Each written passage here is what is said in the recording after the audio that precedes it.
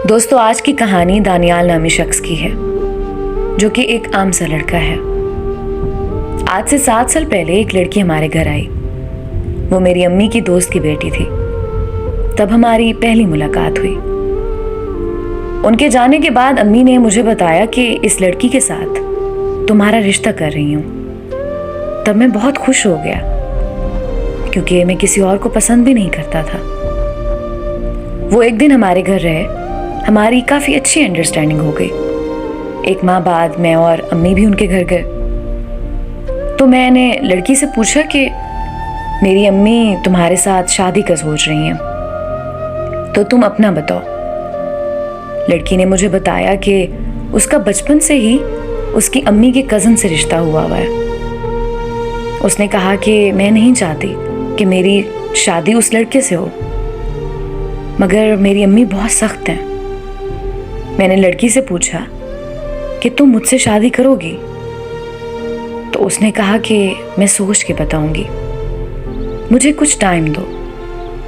2 माह गुजरने के बाद उसका मैसेज आया, मैं राज़ी हूँ। तो मैंने भी अम्मी को बताया कि आप रिश्ता लेकर जाओ। मेरी अम्मी रिश्ते की बात करने के लिए उसकी अम्मी के घर गई। उसकी अम्मी ने साफ इनकार कर दिया।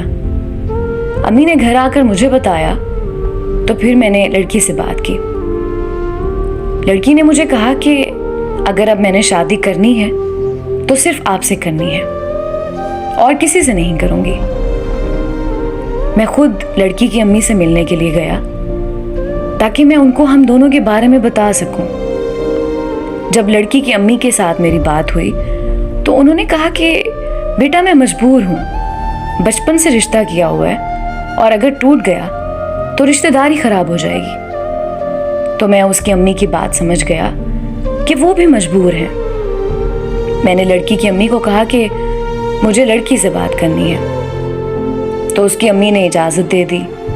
मैंने लड़की को बहुत समझाया, मगर उसकी सिर्फ एक ही जिद थी कि शादी करनी है तो सिर्फ आपसे ही करनी है।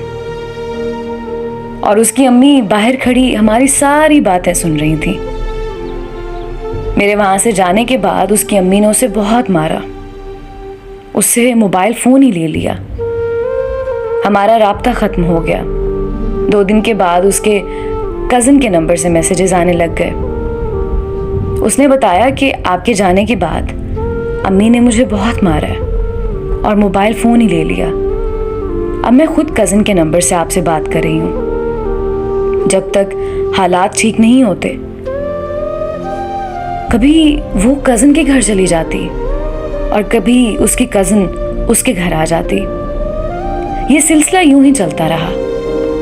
एक दिन ऐसा हुआ कि उसकी कज़न खुद वो लड़की बनकर मुझे मैसेज करने लगी। मुझे नहीं मालूम था कि ये उसकी कज़न है। वो मुझसे बात कर रही थी और उसने कहा कि मैं आपसे प्यार करती हूँ। मैंने भी उसको रिप्लाई कर दिया कि मैं भी आपसे प्यार करता हूँ।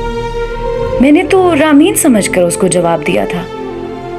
उसने ये मैसेज जाके रामीन को दिखा दिया कि ये देखो, वो तो मुझसे प्यार करता है, तुमसे नहीं।